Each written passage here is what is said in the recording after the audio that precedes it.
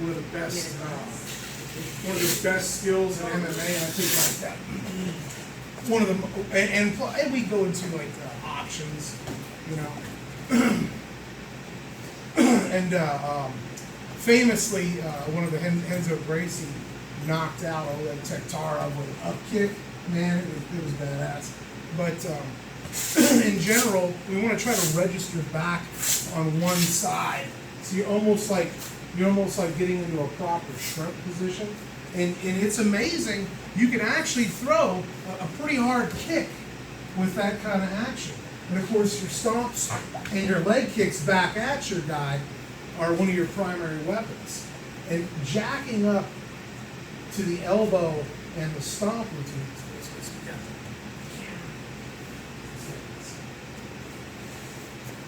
Going to your elbow and jacking up that stomp, that's like your primary defensive weapon. And you can easily see, just like in Muay Thai, where we meet our elbow to our knee, that's largely the same, bridge we're building there. So try to get an opponent.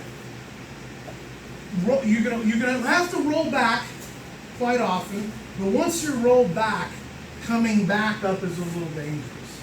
So you'd much rather stay in this shrimp position. And like I said, you can generate really good power right off the elbow by posting off this foot and kicking right into that thigh. Really good. It hurts. And of course, jacking up for the stomp action. So I'm creating a little bit of distance. And once I create the distance, all I got to do is like fake a kick at him and then just put this heel down and get this foot underneath it. And if you're quick enough, they'll never see it coming. You're right up off the ground. So once again, register over to one hip. You'll push off the ground and literally raise your whole body for a split second and bam! Try to give him trouble with that type of kick. Bar the elbow and knee together as he comes in for a stomping type technique. And when you're ready, especially rolling back and forth so he doesn't know what side it's coming on. And then the secret really is to tuck this foot before you put this one down. Because if you put this down, then you've got to get this foot past it. So it's got to be a little tight, a little too tight. So by putting this foot down in front of it, you're still jacked the kick. You're almost, you got all this room in the world to just post and post, hand up, and just bring yourself right up off the ground. So try that out. Just a wonderful survival technique. Good. So post up on hip and elbow and get your upper body off the ground, right? So you're going to, knee and elbow are going to meet. He is going to be trying to kick you in the leg, right? So how do you get maximum power off that kick? Post this knee up and get the heel into the ground. When off the elbow and off this heel, you will spring and it'll raise your whole body up, yes. Then put a kick on it, boom, yeah. That's the exact technique. And now alternate with the push. You got the, okay. Now elbow and knee and then the stomp.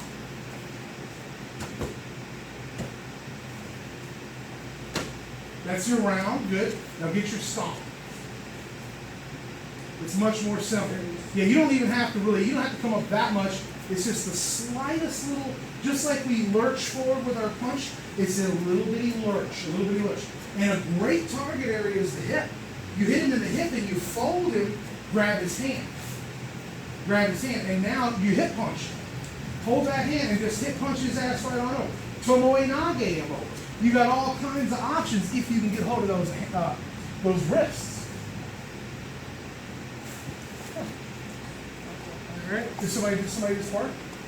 He might be close. Get in the middle so you got the camera. Try it. We'll get some MMA gloves. Grab it.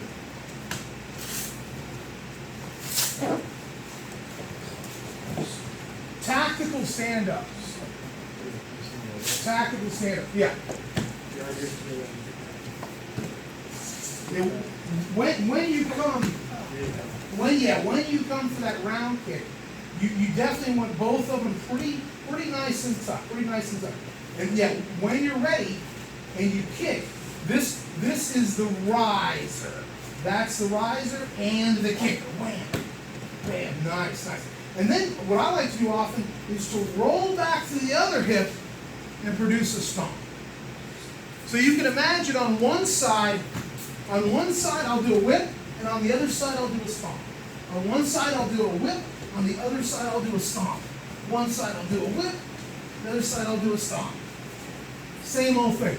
And if I hit him in the hip and he comes in on me, the main thing I'm looking for is a hip bump type throw to get him off his feet. It's really low risk and high reward. Get yourself off the ground and give him a good whip. So get a whip on one side and then roll with a hip. So get the whip or the stomp, whatever. Bam. Now in one move, as you're dropping, roll back and cock the stomp. Very cool. Yeah, very good. It's a weird feeling.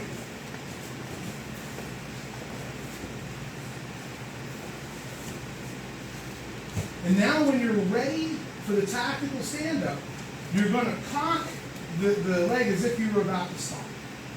So cock it up like you were about to stomp. Right. And because you got that inward, right, you got a much better chance to get up. That was good.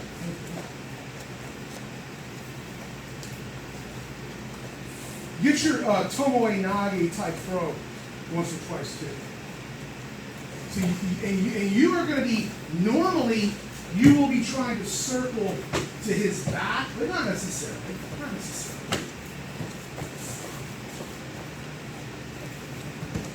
There you go. That looks good, Trent. Try to do the combo, the kind of one kick, and then there it was. Yeah, buddy. You got a good mix up there. Makes it a lot more difficult.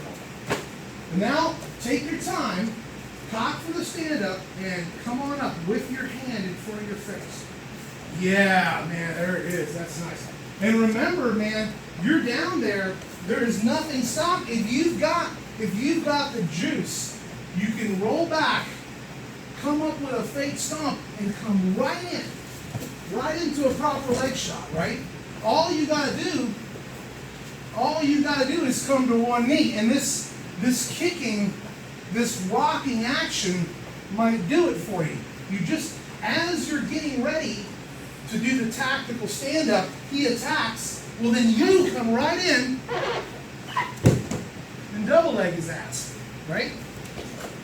Because you're in posture for it.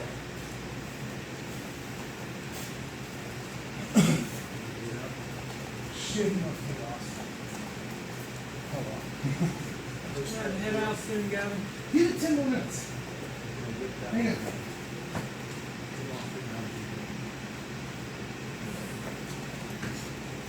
And as you're coming, so do the kick, and now as you're coming back, roll to the other hip, cock that up for, and get your elbow and knee, cock it up for the stomp. Beautiful. And you can aim anywhere in there. The whole body is targeted. There is no miss. And he's going to be, when he sees that, he's going to be a little less, he wants to reach over and hit you, but when that sucker's up here, he's got a lot more to worry about. Especially you grab the hand at all, and then you hip bump him out, he can be thrown.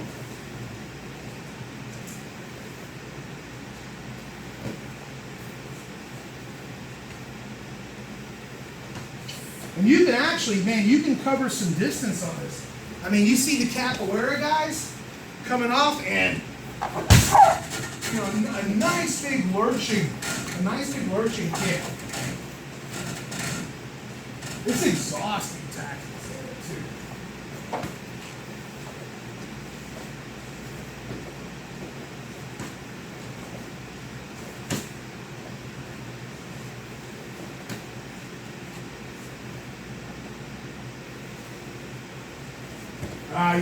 Two in front of him. Two in front of him. Get the round kick on him and stop. Okay, whoa. Now, when you pull, you're going to pull this back and chop this up. Get this heel in here. And with the kick over the top, come back. The kick is out, and this is chalked up under your ass, right? And now, post back on that. All you got to do is pull this underneath you and come on up. Let's see, you're coming straight up. We want you to come backward. So, on the stomp, you've tucked that in. He thinks you're going to stomp. But you're coming up, right? But if we come into him, boy, whoa, a lot of danger. So the further you can hold your head backward on the stand-up, and you can lurch backward and get all that distance. Yeah, there you go. You're so quick to come up. It's easy for you to come straight up. But imagine the double leg off, right? So come like you're coming straight up, get to your knees, and shoot a double leg. Is he here? Yeah, exactly. So do a round kick, do a stomp kick, and then lurch upward for the double leg. Whoa, man. Working on that one all night. I was under the fan. Get now. Let's get the knee position, right? Because a proper shot is going to be like the giant stride. Yeah, the giant stride off the knee.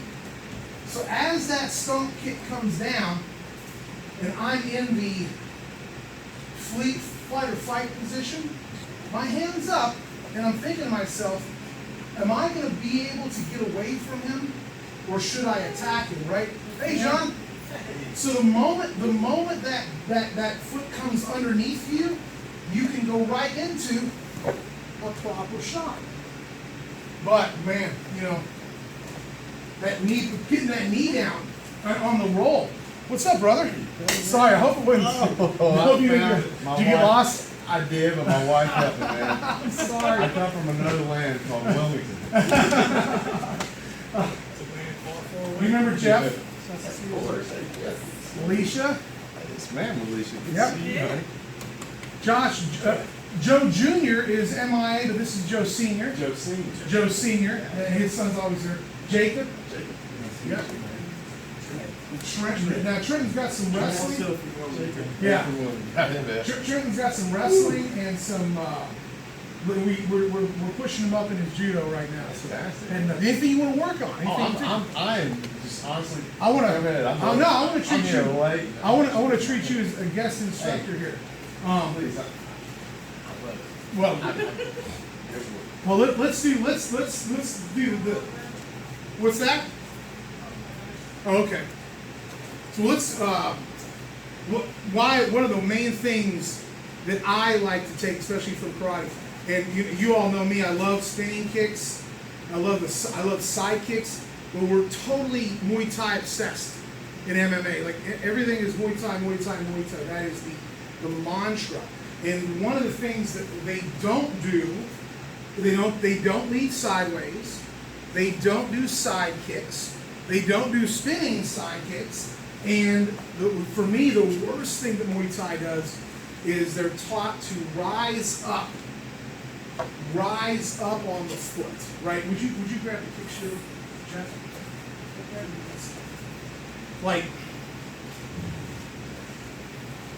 Doesn't Muay Thai have rules too? Like you can't go backwards, but you lose points by doing certain going backwards. Or There's a lot. The Muay Thai rule set, as it's judged in Thailand, is notoriously persnickety. And then you get to international kickboxing and all these different variants and stuff like that. And like in Muay Thai, you're allowed to hold an elbow to the head. In Anglo-sized Muay Thai, you're not allowed to elbow to the head at all. In some like K1, you weren't allowed to hold a knee, but you could knee without holding. A lot of weird rules. yeah, But- you gotta study up. Oh yeah, big time. And the thing that always got to me, as an MMA coach that drove me crazy about the Muay Thai kick, is the base foot. Like there's no argument that the whipping round kick is just phenomenal. But Muay Thai athletes, if you watch this base foot, as the kick flies, they are taught to rise up on a straightened leg and on the ball of the foot. And it's considered that extra pop, that extra whip. And I don't do it that well because I fight against trying to avoid it. And you'll see that classic profile. The classic profile. And I feel like the greatest thing karate originally brought us, Taekwondo does too, is the flatter base foot, which is just so good for MMA. It's heart and soul MMA. Because if I am kicking with a big whip and I'm coming up on my kick, my hips and my momentum are going upward. So you can get those hips and think they just go right out. You can feel a shot off a Muay Thai kick that they're light. Their hips go flying out. But the old school karate style I was taught was to step in deeply and keep the leg bent deeply and keep the foot relatively flat. Now they say you can't pivot on this, right? But you can. I'm going to put 90% of the weight on the ball of my foot and only 10% on the heel. But I'm going to keep the heel on the ground. And it's going to slide. And my foot is going to be flat and based out when I kick.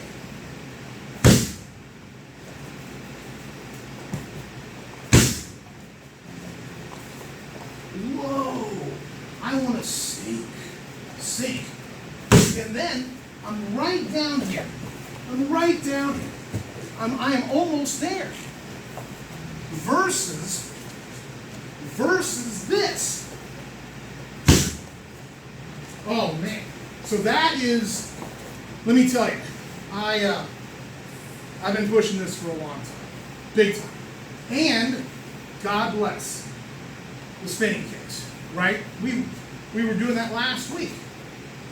When you've got an aggressive forward-moving opponent and you can turn and rear kick, man, that is such an effective style. We all see the long skipping side kicks. So for me, please, John, that is my favorite, some of the favorite things karate brings into MMA. And Lyoto Machida, Joe St. Pierre, all kinds of things. John Jones, Israel Adesanya. Watch him. When he throws his round kick, everything. Muay Thai. You think of Muay Thai? The base leg? It's nuts, dude. It's like a secret. Please, John. Kick the back. I could. Well, I can tell you the Mawash, the roundhouse kick, Mawash kick. Well, first, you mind if I set up my style? No, The please. style I do it. There's the camera. Please, here. Oh, sweet. Yeah. Hey, everybody. Let me give you a little more. John's taller. Here. This is where the magic occurs. Yeah, and it's a little. Feel free to enunciate. So, yes, sir. So, the style of karate, I'm talking about them. Yeah. The style of karate that I do, Isshin-Ryu karate, is really self-defense based. So, all of our kicks are actually done to the groin. So, no, I'm just kidding. I'm not gonna do that. So, I want you to understand that I understand y'all are coming from a sport side. So, please understand that I'm drilled for a different purpose. Having said that, everything can still apply. So one thing, to go into the spinning kick, we'll go into the segue Please, into yeah. the spinning kick. But before I do that, first, no, it's kind of interesting that the mawashigiri, the roundhouse kick, is actually imported. We really didn't do that. Karate people didn't do that back in the day. It was all straight. It's all straight line, Yes. yes, and low. I mean, I'll give you an example of our kicking style. I'll give you an example of our kicking style. I'm not gonna kick you, brother. You can kick. I'll pull here, we'll turn the kick. Everything is snap, and the side kicks too are snap. In other words, the goal is we don't concern ourselves with the strike. We concern ourselves with the recoil.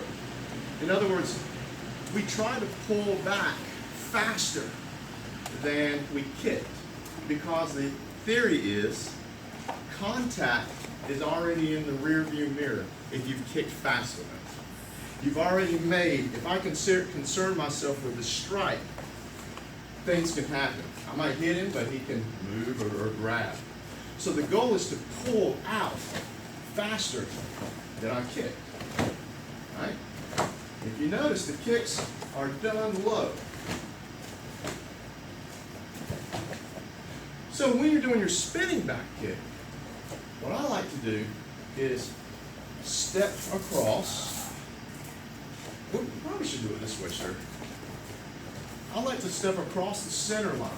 Come over here so he's got background, people in the background. Line it right around that, on the line, perfect. Step across the center line, this center line. I look, and then I like to do what I call setting the table, which is chamber. And I chamber, and then I say setting the table because my leg with the table. Oh, yeah. Everything would fall. We were doing the kick over the table drill So to stepping, base. yeah, Yeah. so stepping here, looking, and then the kick is here. But remember, we're trying to pull out faster. So I ain't gonna kick you, brother. See that? So we step and in. Again, trying to penetrate and then pulling back in. We are karate people, so we kick low. So this kick will be done into here, with the hip, the flexors. You fold. Uh-huh. And the problem, though, is that all he has to do, if you move that way, is to get out of the way there. So what I like to do is set it up. So for example, you throw your jab,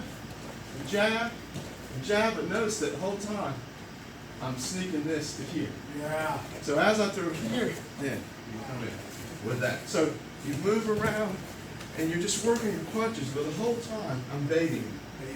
Yeah.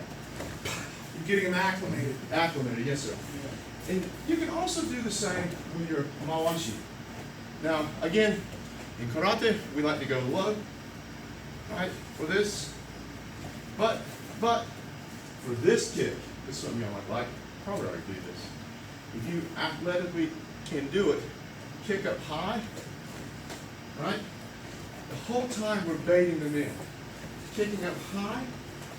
I don't want him to notice necessarily the kick as much as the hit.